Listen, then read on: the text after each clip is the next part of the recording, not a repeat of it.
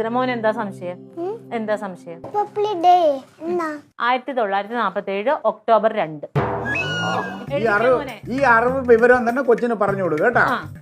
എന്ത് എഴുതുമോനെ? എവിടെ എഴുതേണ്ടത്?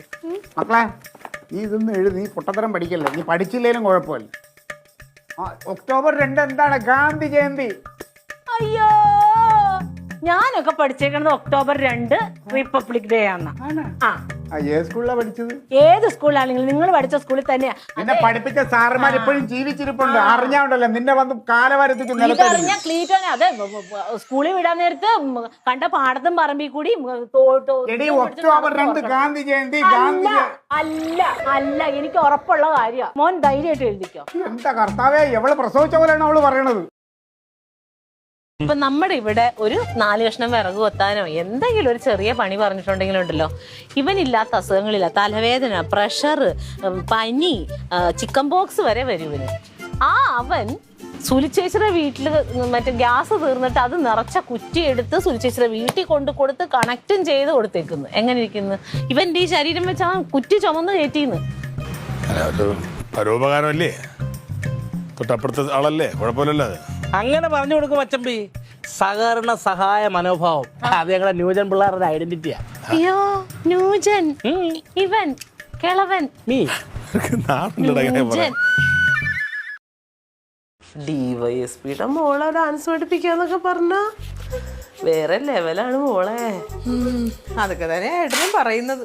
ഇപ്പൊ ഡിവൈഎസ്പിയുടെ മോള്, അത് കഴിയുമ്പോൾ മന്ത്രിയുടെ മോള്, MLA-യുടെ മോള്, സിനിമാക്കാരുടെ മോള്, അങ്ങനെ നിന്റെ ഡാൻസ് സ്കൂൾ ഫേമസ് ആവും. പക്ഷെ അതിൻ്റെ ഇടയ്ക്ക് നീ ഒരു കാര്യം ചെയ്യണം. ഈ ആൾക്കാരുടെയൊക്കെ, ഈ മന്ത്രിയുടെ MLA-മാരുടെയൊക്കെ തയ്യൽ നീ എനിക്ക് പിടിച്ചു തന്നെ. ചേച്ചിക്ക് തയ്യൽ, എനിക്ക് അവരെ പഠിപ്പിക്കുന്നത് കേൾക്കുമ്പോൾ തന്നെ ഒരു ടെൻഷനാണ്. ടെൻഷൻ അടിക്കണം. നീ മര്യാദക്ക് ഡാൻസ് പഠിപ്പിച്ചില്ലെങ്കിൽ ഈ കൊച്ച് എന്ന് പരാതി പറയും, നിന്നെ സ്റ്റേഷനിൽ കൊണ്ടുപോകും, അവിടെ വെച്ച് നിന്നെ ഡാൻസ് കളിപ്പിച്ച് കാണിച്ചു തരാൻ പറയും. സ്റ്റേഷനിൽ പോയി ഡാൻസ് കളിക്കുന്നതിന് എനിക്ക് ടെൻഷനൊന്നുമില്ല. അവിടെ എന്റെ ആംഗിള ഉണ്ടല്ലോ, അതല്ലേ? അല്ല ചേച്ചി, ഇതിനാരായിരിക്കും ചേച്ചി കൊണ്ടുവരുന്നൊക്കെ? അതുപോലെ പ്രവർത്തത് ഇവരുണ്ടാവൂടി. മറ്റേ പോലീസുകാർ, കാവൽ പാറാവുകാരുണ്ടാവും. പിന്നെ അതാ പറഞ്ഞ അവരെ നീ പഠിപ്പിക്കേണ്ടി വരും. രാവിലെ വല്ലതും ഉണ്ടാക്കിയോ? പുട്ടുംപഴം. അന്നേ വിളിക്കുമ്പോ അവർക്കും കൂടെ പുട്ടുംപഴം കൊടുത്തേക്ക്. ഇവിടെ ഒന്നും ആയിട്ടില്ല. നാളെ ഇല്ലല്ലേ? ശരിക്കും നമുക്ക് വട്ടല്ലേ? എനിക്കല്ല വട്ട്, ചേച്ചിക്കാ വട്ട്. നിനക്കാ? പിന്നെ ചേച്ചി അല്ലേ അവിടെ വട്ടുകളെ കൊണ്ട് അടുക്കളയോട്ട് ഭദ്രകാളിനെ പോലെ വന്നത്. അപ്പൊ നീയോ? അയ്യോ, നീ എങ്ങനെയാ വന്നത്? ചേച്ചി എങ്ങനെയാ വന്നത്? ഞാൻ മര്യാദക്ക് കാതിനകത്ത് നീയല്ലേ പിടിച്ചത്? നീയല്ല, റൊണാൾഡ് പിടിക്കുമ്പോ നിനക്കൊന്ന് ചോദിക്കായിരുന്നല്ലോ. ഞാൻ അറിഞ്ഞില്ലല്ലോ, ഞാൻ അടുക്കളയിലല്ലായിരുന്നു. ഞാൻ ചോദിക്കാൻ പറഞ്ഞപ്പോ നീ ചോദിച്ചോ? ചേച്ചി എന്റെ മോളെ നിങ്ങളുടെ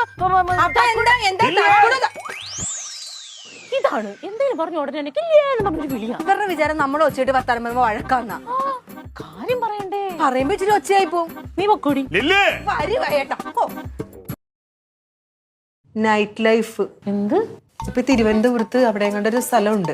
അവിടെ എന്ന് വെച്ച് കഴിഞ്ഞാൽ ഈ രാത്രി പകല് പോലെ ഇരിക്കും, ലൈറ്റൊക്കെ ഇട്ട് രാത്രി ഫുള്ള് കടകളുണ്ടാവും. നമുക്ക് അതിലേക്കൂടെ നടക്കാം, ബൈക്കിന് പോകാം.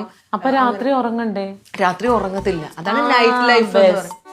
എനിക്ക് ഉറങ്ങിയില്ലെങ്കിൽ കണ്ണുമൊക്കെ വീർത്തിരിക്കും. രാവിലെ എഴുന്നേറ്റ് കഞ്ഞിയും കറിയും വെക്കാനുള്ള ഒരു രാത്രി കണ്ട വഴി കൂടി നടന്നാൽ എങ്ങനെയാ? ഇതൊക്കെയാണ് ചേച്ചിയുടെ കുഴപ്പം. അല്ലാതെ വെറുതെ പറഞ്ഞിട്ട് കാര്യമില്ല. ഇങ്ങോട്ട് വാ, നോക്ക കണ്ട ബുള്ളറ്റിൽ കെട്ടിപ്പിടിച്ചിരുന്ന് പോണത്. സത്യം പറഞ്ഞാൽ എനിക്കിത് കണ്ടപ്പോ കുശും. നമുക്കൊരു കാര്യം ചെയ്യാന്നാ, നമുക്ക് മറ്റേ ബാബു ചേട്ടന്റെ ഓട്ടോറിക്ഷ വിളിച്ചിട്ട് നടക്കൂടെ അങ്ങ് പോകാം. ഓട്ടോറിക്ഷ എന്തിനാ വിളിക്കുന്ന? കാളവണ്ടി കിട്ടുവാന്ന് നോക്ക്. അതാകുമ്പോഴത്തേക്ക് പിള്ളേരെ, അമ്മേനെ, അമ്മാവനെ, അമ്മായിനെ എല്ലാരും കയറ്റി ഇരുത്തിക്കൊണ്ട് പോവാല്ലോ. ഒന്ന് പോയേച്ചി, അവിടെ നിന്ന് പോയെഴുന്നേറ്റ്. ഡാഡി അമ്മയായിട്ട് ലവ് ആയിരുന്നു. നാരങ്ങ മിഠായിയൊക്കെ കൊടുക്കുമായിരുന്നു. ഇവൻ ഈ കഥ പറച്ചില്ലേ, ഇനിയിപ്പോ അടുത്ത് വേറെ എന്തെങ്കിലും കഥകൾ പറയും. ഈ പറയുന്ന പോലെ ലവൊക്കെ കഴിഞ്ഞില്ലേ, ഇപ്പൊ ജീവിതമായില്ലേ. പിന്നെ നമ്മുടെ ഈ ജീവിത തിരക്കും ഓട്ടത്തിന്റെ ഇടയില് സമയം കിട്ടുന്നില്ല. തിരക്കില്ലാത്ത ആരാ ക്ലീറ്റോ ഉള്ളത്? എല്ലാവരും തിരക്കുള്ളവരാ. മോഹൻലാലിനില്ലേ തിരക്ക്, മമ്മൂട്ടിക്കില്ലേ തിരക്ക്, രജനീകാന്തിനില്ലേ തിരക്ക്, ഉണ്ടാവും തിരക്ക്. നമ്മൾ ഈ രാത്രി പുറത്തെന്താ നടക്കണേന്ന് വല്ലതും അറിയുന്നുണ്ടോ? പുറത്തെന്താ നല്ല നിലാവ്, പിന്നെ മറ്റേ പട്ടികൾ കിടന്ന് തെരുവ് പട്ടികൾ അങ്ങോട്ടും ഇങ്ങോട്ടും അലഞ്ഞ് ഒരു കര കര കര കര എന്ന് വിളിക്കണം, അതിൻ്റെ വിളിയും. ആ പിന്നെ കള്ളന്മാര്, പിന്നെ കൊതുക്, അതൊക്കെ പുറത്തുണ്ട്. പിന്നെ ഇപ്പൊ വേറൊരു സാധനം വന്നിട്ടുണ്ട്, എന്ത് സാധനം? Night life. ജീവിതം ഇങ്ങനെ ആസ്വദിക്കാൻ വേണ്ടിയിട്ട് രാത്രി ഇങ്ങനെ ഇറങ്ങി പോകും. നമ്മള് കാണണില്ല, നമ്മൾ ഈ കട്ടിലേക്ക് കിടന്ന് ഉറങ്ങുകയല്ലേ.